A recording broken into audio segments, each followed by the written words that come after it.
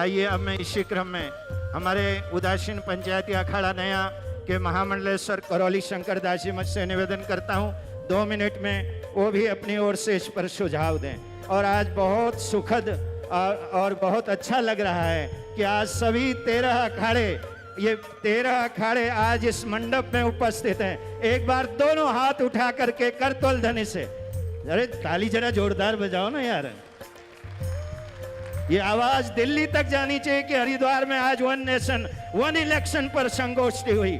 शुरुआत हरिद्वार से हुई है और देखना आने वाले समय में, और जहां धामी जी हैं, जहां शिवराज जी हैं, ये आपने बहुत, हमने तो कभी ऐसा सोचा नहीं था, जो हमने सोचा नहीं था वो आप संकल्प लेकर हरिद्वार आए और आप देखे चारों तरफ आज भगवा ही भगवा दिखाई दे रहा है और एक दिन देखना पूरे देश में भगवा दिखाई देगा।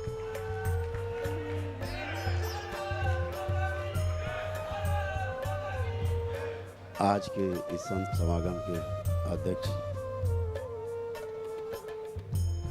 उपस्थित हमारे देश के काबीना मंत्री श्री शिवराज सिंह चौहान जी, हमारे प्रदेश के गौरव कर्मठ और जुझारू मुख्यमंत्री श्री पुष्कर सिंह धामी जी, सभी का आपका हार्दिक अभिनंदन करता हूँ।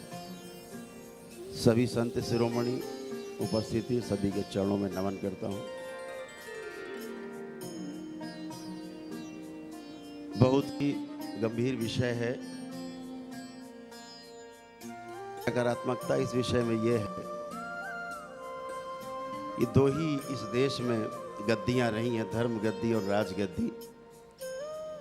आज धर्म गद्दी और राजगद्दी एक साथ बैठकर राष्ट्र के मुद्दे पर गहन चिंतन कर रहे हैं। ये बहुत ही सकारात्मक पहल है।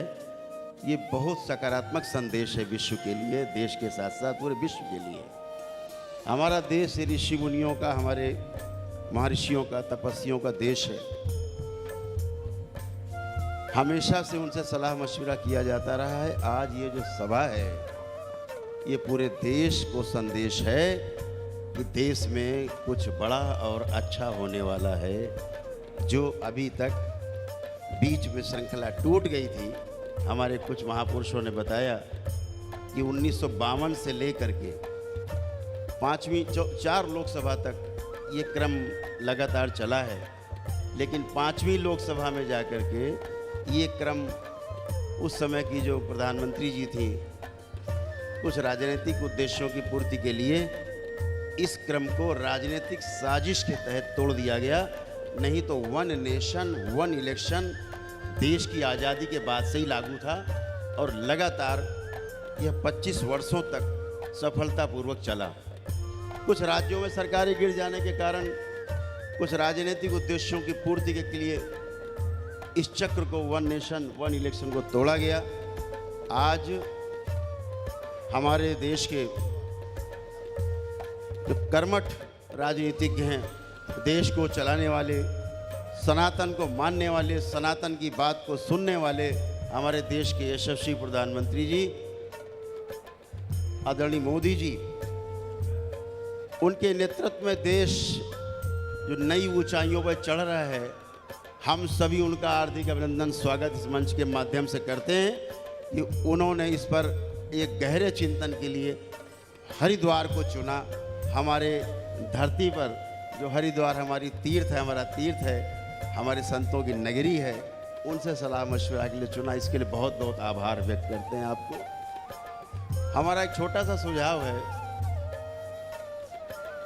कि इस देश में जो आशंकाएं तैर रही हैं कि क्या होगा क्या होगा, तो मेरा तो ऐसा सोचना है कि जो लोग सकारात्मक स्मृतियां रखते हैं वो एक राष्ट्र और एक चुनाव के पक्ष में हैं। जिनको केवल अपनी पार्टी की चिंता है, देश की चिंता नहीं है, वो केवल चाहते हैं कि एक राष्ट्र एक चुनाव ना हो और बार बार चुनाव हो, हर 6 महीने में चुनाव हो। तो हम उनसे एक राय नहीं रखते। हम चाहते हैं इस देश में अगर हमारा राष्ट्र एक है, तमाम विभिन्न भाषाओं को लेकर के, विभिन्न संस्कृतियों को लेकर के, तो हमारे देश में चुनाव भी सभी राज्यों में, पूरे देश में एक साथ हो सकता है, सफलतापूर्वक हो सकता है। पहले होता रहा है, वही परंपरा फिर से लागू हो। तमाम बातें हैं जो सब संतगण, आप राजनीतिक गण अच्छी तरह जानते हैं। क्या बचत होगी नहीं बचत होगी इसका हम ज़्यादा ध्यान नहीं रखते। हम ये जानना चाहते हैं और ये जानते हैं और यही चाहते हैं कि देश बढ़ना चाहिए, लोकतंत्र बढ़ना चाहिए, हमारा देश सुरक्षित रहना चाहिए, देश बचना चाहिए।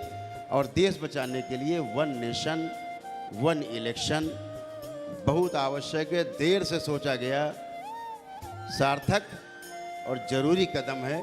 और इस पर पूरे संत समाज की ओर से, मैं अपनी ओर से आप सबको निवेदन करना चाहता हूँ कि पूरा संत समाज आपके साथ है।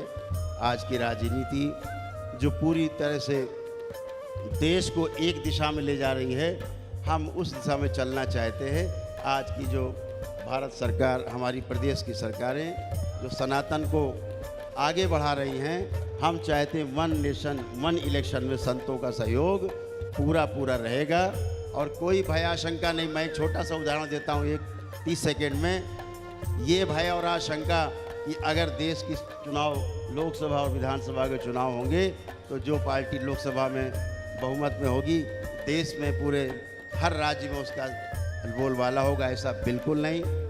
2013 के इलेक्शन में जब चुनाव हुआ तो कांग्रेस पार्टी थी देश में, लेकिन एक खास आदमी पार्टी थी, खास आदमी पार्टी, वो जो है दिल्ली में सरकार बनाई, 13 में बनाया, 15 में बनाया, 20 में बनाया और हर बार प्रदेश में सरकार खास आदमी पार्टी की बनी और देश में सरकार हमारे मतदाताओं ने भारतीय जनता पार्टी की सरकार बनाई। और 2025 में पुणे से जब देखा कि लोकतंत्र खतरे में है तो भारत सरकार भी, भारतीय जनता पार्टी और प्रदेश सरकार भी दिल्ली में भारतीय जनता पार्टी, इस देश का जो मतदाता है बहुत समझदार है और हर प्रकार से वो समझता है किसको वोट देना है, किसको वोट नहीं देना है। एक प्रस्ताव मैं हमेशा कहता हूँ एक सेकंड में कि हमारी लोकसभा ने अभी एक जो राष्ट्रीय गौरव अपमान के लिए जो हमारे राष्ट्रगान को, राष्ट्रगीत को जो अपमान करेगा उसको दंडित किया जाएगा, कानून बना है। मेरा ऐसा सुझाव है, मेरी मांग भी है संतों की तरफ से कि जो भी इसका उल्लंघन का दोषी पाया जाए उसको मताधिकार से वंचित कर देना चाहिए, ये जरूर जोड़ देना चाहिए। हरि हर बहुत बहुत से चरणों प्रणाम करते हुए धन्यवाद, बहुत बहुत धन्यवाद।